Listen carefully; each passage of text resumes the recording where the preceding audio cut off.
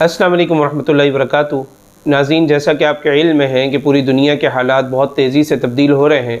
کچھ ماہ قبل افغانستان کے اندر بھی انقلاب آیا اور یہ انقلاب ایسا انقلاب تھا کہ جس نے پوری دنیا کو ہلا کر رکھ دیا۔ اور آپ کو پتہ ہے کہ تحریک طالبان جو کہ پہلے بھی افغانستان کے اوپر 80% سے زیادہ علاقے کے اوپر حکومت کرتے تھے، اور ایک وقت ایسا آیا کہ امریکہ نے ان کے اوپر آ کے حملہ کیا اور اتحادی افواج نے آ کر افغانستان کی گورنمنٹ کو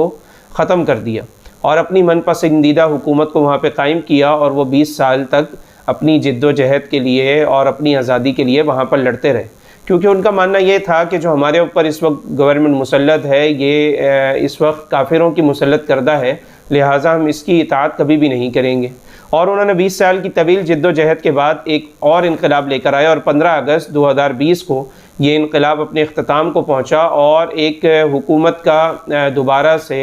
یعنی بنیاد پڑی، اور تحریک طالبان پاکستان نے دوبارہ اپنی سرگرمیوں کو شروع کیا اور حکومت آج کل ان کے ہاتھ میں ہے۔ اب جو صورتحال وہاں کی چل رہی ہے آپ سب کے سامنے ہے۔ یقیناً جب بھی کوئی گورنمنٹ بنتی ہے، حکومت بنتی ہے، اس کے سامنے کئی قسم کے چیلنجز ہوتے ہیں، اور ان چیلنجز سے نمٹنا ان کی ذمہ داری ہوتی ہے، اور ان کے ہاتھ میں ہوتا ہے کہ وہ کس طریقے سے ان چیلنجز سے نمٹنے کی کوشش کرتے ہیں۔ لہٰذا ہم دیکھتے ہیں کہ پچھلے ادوار کے اندر بھی جب ان کی حکومت تھی تو یہاں پر علماء اکرام کے وفود وہاں پر گئے اور انہوں نے وہاں جا کر جائزہ لیا، اور سب حضرات نے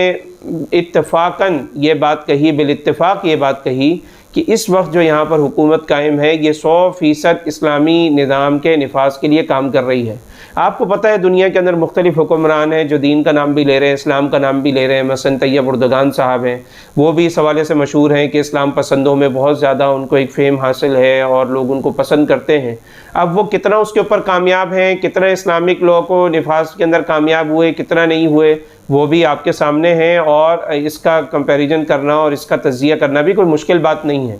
اسی طریقے سے ہمارے عمران خان صاحب ہیں، وہ بھی ریاست مدینہ کا نام لیتے ہیں۔ اب وہ ریاست مدینہ منانے میں کتنا کامیاب ہوئے، کیا کیا انہوں نے اقدامات کیے، یہ بھی سب آپ سب کے سامنے ہیں، اور اس کا بھی تجزیہ آج کل بہت آسانی سے کیا جا سکتا ہے۔ لیکن معاملہ یہاں پر یہ ہے کہ 3 دن پہلے 2 بچے کھیلتے ہوئے کنویں کے اندر گر جاتے ہیں، اور اس کی اطلاع جیسے ہی حکومت کو ملتی ہے تو حکومت کی مشینری یعنی افغانستان کی جو ایک پوری مشینری ہے وہ ایکٹیو ہو جاتی ہے، اور وہ ایکٹیو ہونے کے بعد اس بچے کو بچانے کی تک و دو کے اندر سارے کے سارے مصروف عمل ہو جاتے ہیں۔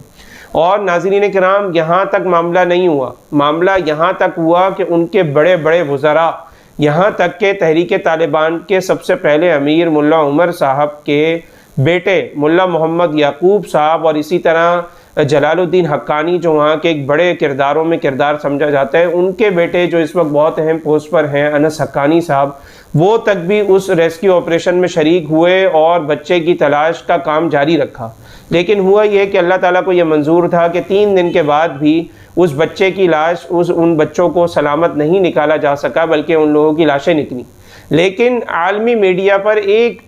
چیز نے اور ایک ویژول نے پورے عالمی میڈیا کو جو ہے وہ ہلا کر رکھ دیا، اور وہ ویژول اور وہ تصویر اور وہ ویڈیو یہ ہے کہ ملا محمد یعقوب صاحب جو کہ بہت سخت دل سمجھے جاتے ہیں عالمی میڈیا کے اعتبار سے، اور بہت سخت جان سمجھے جاتے ہیں، اور بڑے کمانڈروں میں ان کا نام آتا ہے، وہ بلک بلک کے رو رہے تھے، اور اپنا چہرہ جو ہے وہ چھپائے ان کا چہرہ نہیں چھپ رہا تھا، اور وہ اپنے آنسو مسلسل صاف کر رہے تھے، جس کے اوپر پورے عالم اسلام میں اور پورے عالمی میڈیا کے اندر ایک تہلکہ مچ گیا کہ ایک وہ آدمی جو سخت جان سمجھا جاتا ہے، سختی کے حوالے سے مشہور ہے، تو وہ کس طریقے سے بلک بلک کے رو رہا ہے۔ اور علماء اکرام نے جیسی وہ منظر دیکھا تو ان کو وہ قرآن مجید کی آیت یاد آئی کہ محمد الرسول اللہ والذین معہ اشداء علی الکفار رحماء بینہم، کہ نبی صلی اللہ علیہ وسلم اور ان کے جو اصحاب ہیں وہ کون ہیں؟ وہ ہیں جو کفار پہ بہت زیادہ سخت ہیں، رحماء بینہم، اور آپس میں انتہائی رحم دل ہیں۔ ہم نے اس سے پہلے سابقہ ادوار دیکھے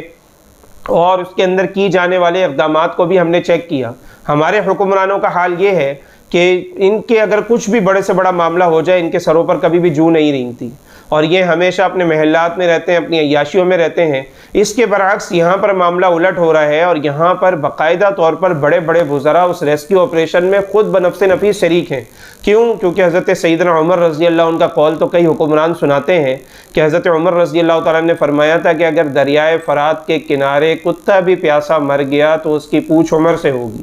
یہی حضرت عمر جو راتوں کو جا کے خبر گیری کرتے تھے اور لوگوں کو جا کر دیکھا کرتے تھے کہ وہ کس حال میں ہیں۔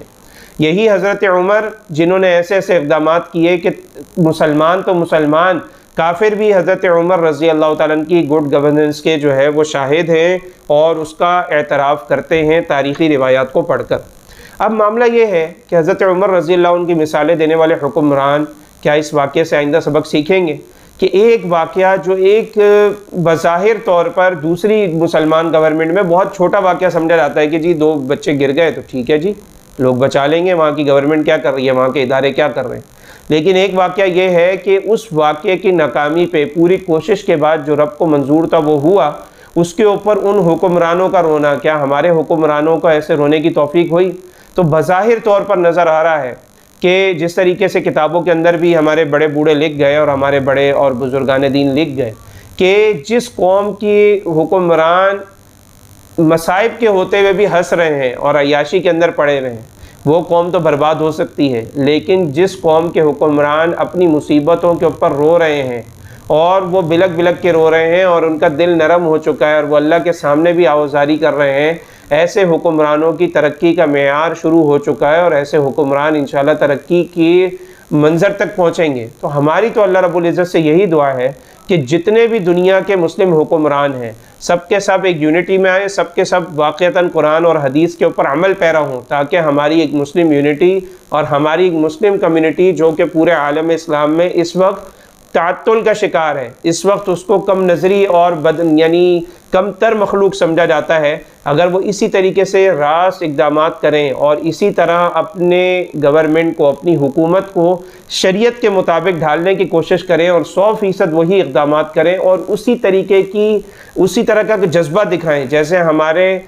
صحابہ اکرام میں ہوا کرتا تھا، تو آپ یقین کریں کہ مسلمانوں کو ترقی کرنے سے کوئی نہیں روک سکتا۔ تو ہماری اللہ رب العزت سے دعا ہے کہ اللہ تعالی ہم سب کو اور ہمارے حکمرانوں کو ہدایت پر گامزن فرمائے اور امت مسلمہ کی شان و شوکت اور امت مسلمہ کو غلبہ نصیب فرمائے۔ وآخر دعوانا ان الحمد للہ رب العالمین۔